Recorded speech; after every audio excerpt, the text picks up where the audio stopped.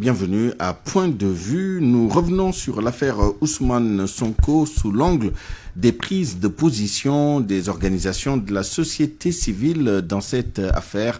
Position que nous tenterons de décrypter et d'analyser avec nos deux intervenants du jour. J'ai nommé M. Alassane Seck, secrétaire exécutif de la Ligue sénégalaise des droits humains. M. Seck, bonjour. Bonjour Souleymane Niang. On est également avec M. Alpha Wali Diallo, consultant, chercheur en relations internationales et membre de la société civile. Alpha Wali Diallo, bonjour. Bonjour Souleymane, comment allez-vous? Et bonjour à mon grand frère Alassane. N'est-ce pas? Très bien, merci. Alors, Alassane Seck, justement, cette affaire Ousmane Sonko est en passe quand même de diviser la société civile sur la question.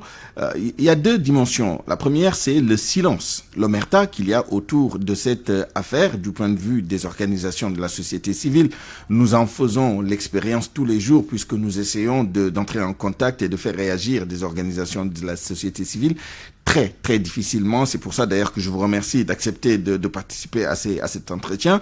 La deuxième chose, c'est ce qui s'est passé hier avec le communiqué du réseau Sigil Jigéen qui s'est clairement démarqué d'un autre communiqué publié par un collectif pour la promotion et la protection des droits des femmes qui semblait montrer une certaine sympathie ou une compassion avec l'accusatrice de Ousmane Sonko.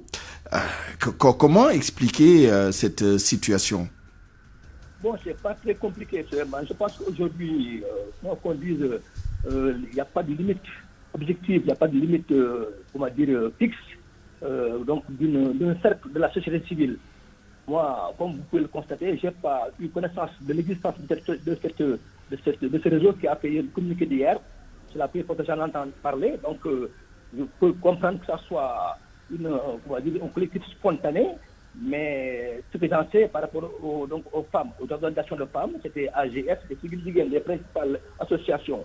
Mais je ne pense pas que la société civile se démarque de cette situation. Au contraire, on prenait le temps de réfléchir, de préparer notre communiqué que nous avons sorti depuis hier soir. Et c'est 5 associations presque majeures du Sénégal qui ont ensemble fait le communiqué conjoint. Donc je pense que... Alors il y a la Ligue sénégalaise des droits humains, il y a Africa Jom, il y a Amnesty International, le Forum social sénégalais, si je ne me trompe, qui ont effectivement co-signé un communiqué. Mais ce qui est marquant dans ce communiqué, c'est que il n'y a aucune empathie pour la dame Adji Sarr qui accuse Ousmane Sonko de faits graves. Le communiqué se contente de rappeler des principes démocratiques, appelle le gouvernement à respecter la loi, la constitution, la procédure en faveur de Ousmane Sonko qui est parti dans cette affaire. Mais absolument, c'est que ces gens ne sont pas dans une situation d'état d'âme. Il ne faudra pas tomber dans l'émotion. Nous voulons être assez, sereins, assez froids, prendre la distance et faire le calcul. Nous avons demandé que la justice soit faite. C'est clair dans le texte, que la justice soit faite. Il appartient donc à la justice de développer une procédure normale dans les règles de l'art pour que la justice soit faite. C'est ce que nous demandons plus qu'avoir de la sympathie ou de l'empathie pour une quelconque personne. Nous sommes dans cette situation-là, d'être toujours éviter de tomber dans l'émotion, éviter de hurler avec les loups, mais de demander que la justice soit faite dans toute sa rigueur. Très bien. J'introduis Alpha Wali Diallo. Quelle est votre analyse du comportement et des réactions de la société civile dans cette affaire, le silence de certaines organisations et les affirmations, les réactions actives d'autres organisations dans cette affaire? Non, mais ma première constatation, c'est que peut-être la réaction de certains éléments de la société civile est à l'image du clivage au sein de la société sénégalaise. Nous sommes tous Sénégalais. Nous avons tous été là, d'une manière ou d'une autre. Nous avons tous les mêmes éléments d'information. Il appartient à chacun, dans sa bonne foi, de ne pas tomber, comme le disait Alassane Seck, dans l'émotion, de voir ce qui est compréhensible, ce qui a été fait, ce qui a été rapporté, et laisser la justice à laquelle vraiment nous avons toute la confiance qui sied, parce que quand même, nous sommes dans un pays de droit.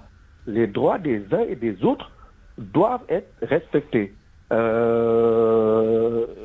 C'est tout à fait normal de voir des gens qui se déclareront pro-Adjassar, d'autres se déclareront pro-Ousmane Sonko, mais ce qui est essentiel, c'est qu'il faut retenir, c'est que le Sénégal se trouve à un moment décisif de sa vie politique.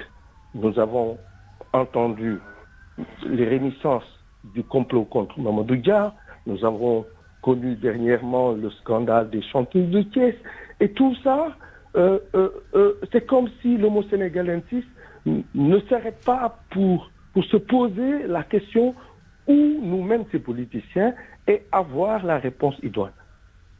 Très bien. Je reviens à Alassane Seck. J'étais en train de relire le communiqué de presse conjoint.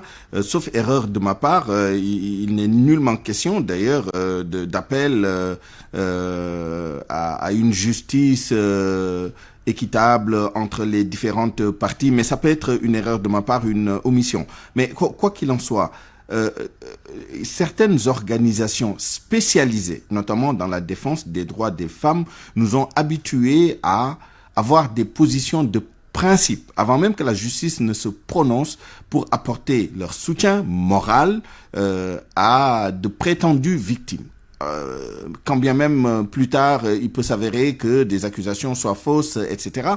Mais la position de principe a toujours été de d'abord donner du crédit au témoignage et d'apporter tout le soutien nécessaire à la présumée victime jusqu'à preuve du contraire. Or, en l'occurrence, on ne voit même pas cette position de principe. Est-ce que finalement les organisations de la société civile ne sont pas en train de tomber dans le piège de la politisation de cette affaire, quand bien même elle aurait une dimension politique qu'on ne peut pas réfuter? Mais est-ce que dans le même temps, on doit sacrifier les droits élémentaires et la mission initiale, principale, essentielle de certaines organisations, notamment en matière de défense des droits des femmes?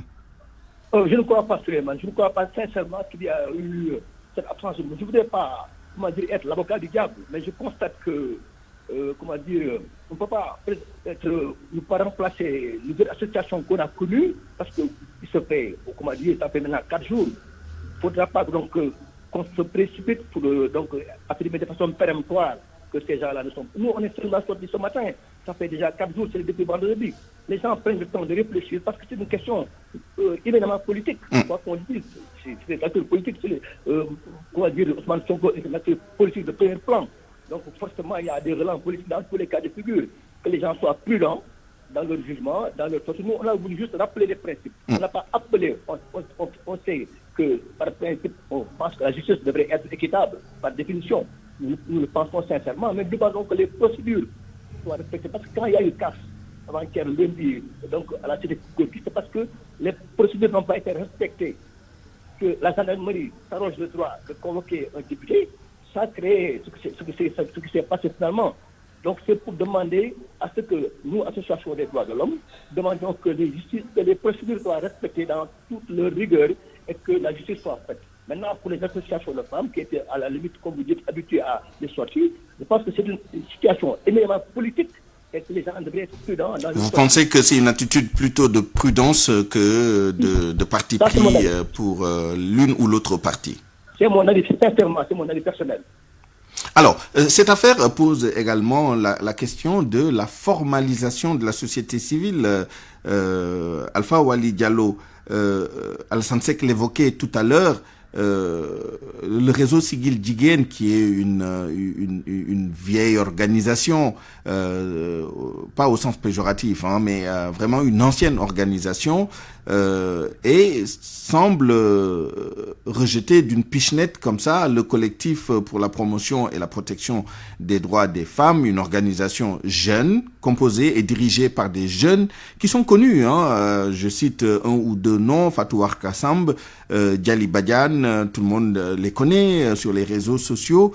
Est-ce qu'il n'y a pas un conflit de génération ici, un problème simplement de statut qui risque également de déstabiliser la société civile sur des questions essentielles comme ça? Non, je crois pas que ça soit qu'on puisse poser le problème en termes générationnels. C'est une question de perception. Quelle est la mission de la société civile? Ça transcende les âges. C'est-à-dire, la société civile sénégalaise dans l'espace francophone, et c'était un exemple, elle a été l'une des premières à être à équidistance des forces politiques et à pouvoir donner une alternative de compréhension de ce qui se passait. Ces derniers temps, effectivement, cette société civile a été traversée par des clivages politiques. Parce que ceux qui sont dans la société civile ont leur penchant politique, mais parfois, voilà, c'est ça. C'est cette notion de distance. Vous pouvez avoir vos convictions politiques, mais quand on est dans la République, quand on est républicain, il y a la loi, elle est là pour tout le monde. Qu'on soit riche, pauvre, rouge, noir, femme, homme, jeune ou... Maintenant, c'est au niveau maintenant de l'appropriation de cette mission de la société civile que ça pose un problème. Quand vous allez dans le réseau civil du Sénégal, vous y trouverez des jeunes. Vice-versa. Moi, je crois que l'élément qu'il faut maintenant prendre en considération, c'est-à-dire... C'est l'identité et vraiment l'orthodoxie. L'orthodoxie, mais il faut prendre en considération une chose qui est fondamentale. Chez les jeunes, il y a un éveil de conscience citoyen qu'on n'a jamais vu depuis les années 68. N'est-ce pas? Et il faut tenir compte de ce qu'ils disent et de ce qu'ils veulent. N'est-ce pas? Merci beaucoup. Merci à tous les deux. Alassane Seck, secrétaire exécutif de la Ligue sénégalaise des droits humains, et Alpha Wali Diallo, consultant chercheur en relations internationales et membre de la société civile. Nous vous retrouverons tous les deux dans notre édition en Wolof. C'est la fin de cette édition en français à 12h51. Je vous remercie de l'avoir suivi. Grand merci à toute l'équipe qui l'a préparé et réalisé. El Haj Ndiogou à la coordination, Alioune Ba à la mise en onde, Abdoulaye Diop et Ibundour à la production, digitalisation et mise en ligne, Messa Mbaye, régie d'antenne Papo Mardiaou. Mamadou Mohamed Ndiaye présentera le grand journal en Wolof à 13h. Tout de suite, vous avez rendez-vous avec l'équipe d'Allo Présidence. Excellente suite des programmes, très bonne journée.